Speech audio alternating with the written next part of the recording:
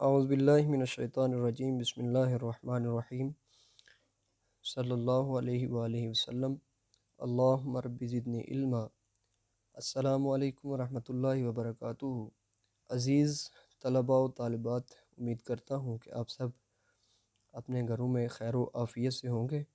اور اللہ رب العزت کی پاک بارگاہ میں دعا گو ہوں کہ اللہ تعالیٰ آپ کو اور ہم سب کو اپنے گھروں میں اپنی حفظ و امان میں رکھے، آمین۔ عزیز طلباء و طالبات، جیسا کہ آپ کو اس بات کا علم ہے کہ آج ہمارا اسلامیات لازمی کا آن لائن لیکچر ہے، جس میں ہم نے باب دوم کا آغاز کرنا ہے۔ باب دوم اسلامی تشخص کے نام سے ہے، اور اس میں آج جو ہم نے پڑھنا ہے وہ ہے ارکان اسلام۔ ارکان اسلام کے حوالے سے اگر ہم دیکھیں تو ارکان اسلام 5 ہیں، بنیادی جو ارکان ہیں۔ ارکان رکن کی جمع ہے۔ پہلے میں بتاتا چلوں کہ ارکان اسلام سے مراد اسلام کے بنیادی اعمال ہیں جو بطور دین اسے مضبوط بنیاد پر مستحکم کرتے ہیں، یعنی کھڑا کرتے ہیں۔ اب ارکان جو ہے یہ رکن کی جمع ہے، اور رکن کہتے ہیں ستون کو۔ گویا ارکان اسلام اسلام کی عمارت کے بنیادی ستون ہیں، اور ان کی تعداد 5 ہے۔ اگر ہم حدیث مبارکہ سے دیکھیں تو اس سے ہمیں پتہ چلتا ہے کہ ارکان اسلام کتنے ہیں اور کون کون سے ہیں۔ ارشاد نبی صلی اللہ علیہ وآلہ وسلم ہے، بنی الاسلام علی خمس، شہادتی ان لا الہ الا اللہ و ان محمد رسول اللہ صلی اللہ علیہ وآلہ وسلم، و اقام الصلاۃ و ایتاء الزکوٰۃ و صوم رمضان و حج البیت۔ اس کا ترجمہ کچھ اس طرح ہے کہ اسلام کی بنیاد، یعنی اسلام کی بنیاد 5 ستونوں پر اٹھائی گئی ہے۔ اس بات کی گواہی، یعنی اس بات کی شہادت کہ اللہ تعالیٰ کے سوا کوئی معبود نہیں، اور حضرت محمد صلی اللہ علیہ وآلہ وسلم اللہ تعالیٰ کے آخری نبی و رسول ہیں۔ پہلی بات تو یہ ہوگی۔ دوسری بات، اور نماز قائم کرنا۔ تیسری بات، زکوٰۃ ادا کرنا۔ چوتھی بات یہ ہے کہ حج کرنا، اور پانچواں، رمضان کے روزے رکھنا۔ اگر ہم ارکان اسلام کی تعداد جو ہے ان کو حدیث میں دیکھیں تو وہ آپ کو میں بتا چکا ہوں کہ ارشاد نبی صلی اللہ علیہ وآلہ وسلم کی روشنی میں ارکان اسلام کی تعداد 5 ہے۔ پہلا اس میں رکن ہے کلمہ شہادت، دوسرا نماز ہے، تیسرا زکوٰۃ ہے، چوتھا حج ہے، اور پانچواں رمضان کے روزے رکھنا ہے۔ اس سے ہمیں پتہ چلا کہ ہمارے اسلام کی جو بنیادی ارکان ہیں وہ 5 ہیں، بنیادی عقائد بھی 5 ہیں، بنیادی ارکان بھی 5 ہیں۔ اسی طریقے سے آپ اسلامیات اختیاری میں پڑھ چکے ہیں،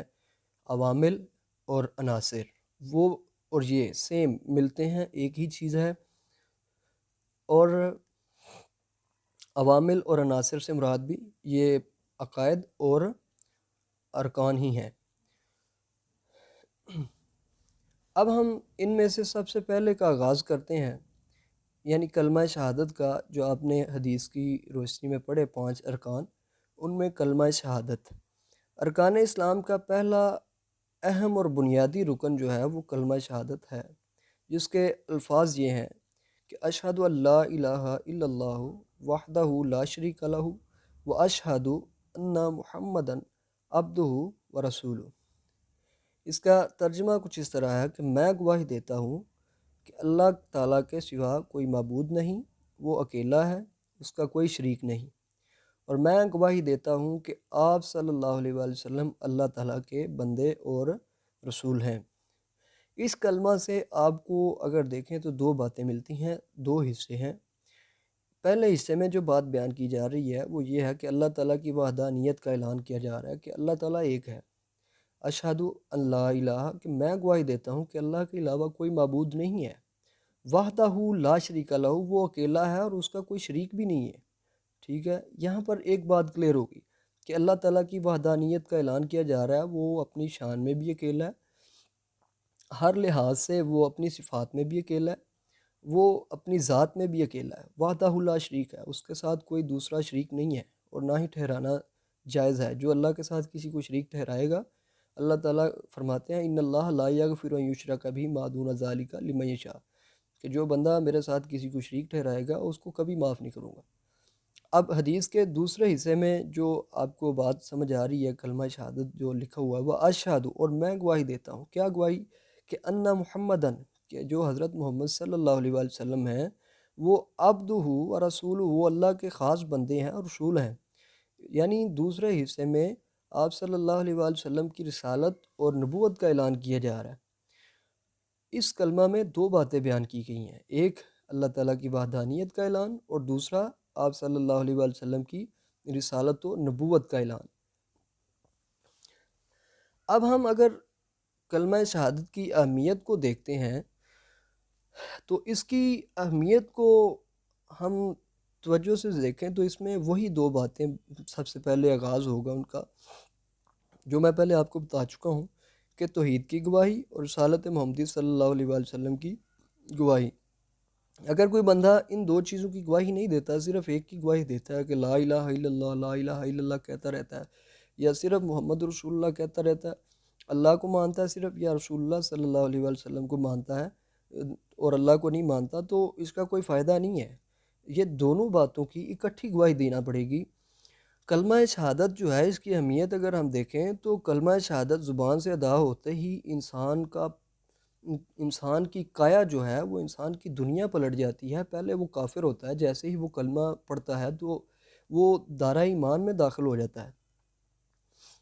وہ دارہ ایمان میں داخل ہونے کے ساتھ ساتھ اور بھی بہت سے فائدے ہوتے ہیں، کہ پہلے جب وہ دارہ ایمان سے خارج ہوتا ہے، کافر ہوتا ہے، بے ایمان ہوتا ہے، مشرک ہوتا ہے، نجس ہوتا ہے، پلید ہوتا ہے، لیکن جیسے ہی وہ دارہ ایمان میں داخل ہو جاتا ہے، کلمہ پڑھ لیتا ہے، اپنی زبان سے رسول اللہ صلی اللہ علیہ وآلہ وسلم کا نام نامی اسم گرامی پڑھ لیتا ہے، اللہ تعالیٰ کی توحید کا اعلان کر لیتا ہے،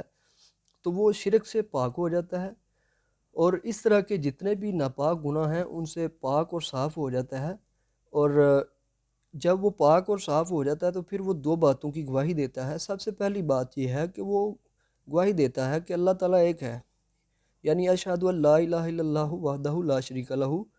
کہ میں اس بات کی گواہی دیتا ہوں کہ اللہ تعالیٰ ایک ہے، اس کے ساتھ کسی کو کوئی دوسرا شریک نہیں ہے، وہ وحدہ لا شریک ہے، اپنی ذات میں بھی وہ اکیلا ہے، اپنی صفات میں بھی وہ اکیلا ہے، اور صفات کے تقاضوں میں بھی اکیلا ہے۔ ایسے ہی اگر ہم دیکھیں تو جتنے بھی انبیاء کرام آئے ہیں انہوں نے سب سے پہلے جو اعلان کیا ہے آتے ہی، وہ اللہ تعالیٰ کی وحدانیت کا ہی اعلان کیا ہے۔ پہلے لوگوں کے عقائد سیدھے کیے، اور لوگوں کے عقائد سیدھے کرنے کے بعد جو ہے وہ پھر اللہ تعالیٰ کی توحید کا اعلان ہی تو کیا۔ اگر ہم اسی بات کو دیکھیں تو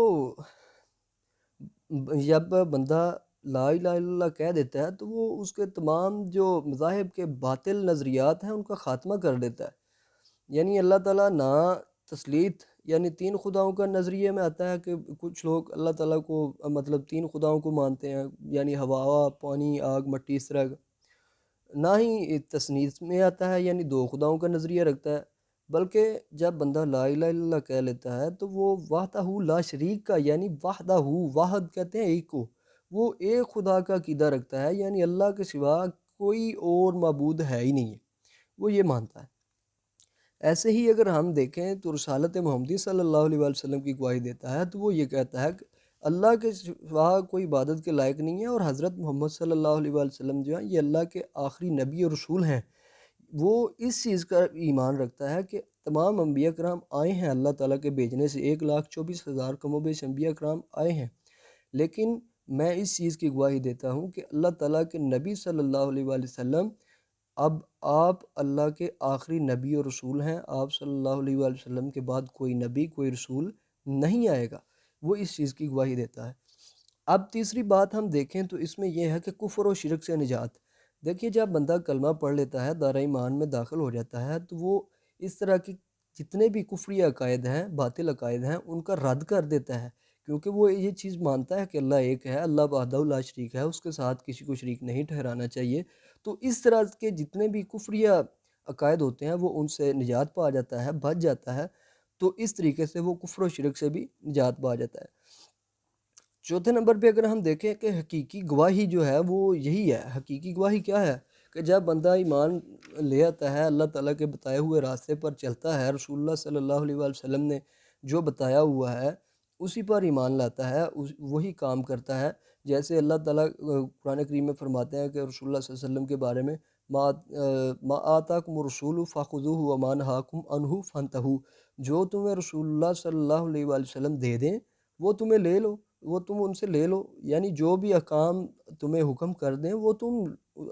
اچھے طریقے سے کرو،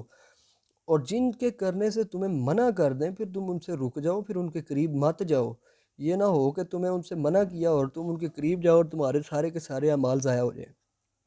تو رسول اللہ صلی اللہ علیہ وآلہ وسلم نے ایک بات یہاں پر فرمائی کہ جب کوئی بندہ ایمان لے آتا ہے، آپ صلی اللہ علیہ وآلہ وسلم کی رسالت کی گواہی دیتا ہے، تو پھر اللہ تعالیٰ نے یہ بھی کہا کہ لَقَدْ كَانَ لَكُمْ فِي رَسُولِ اللَّهِ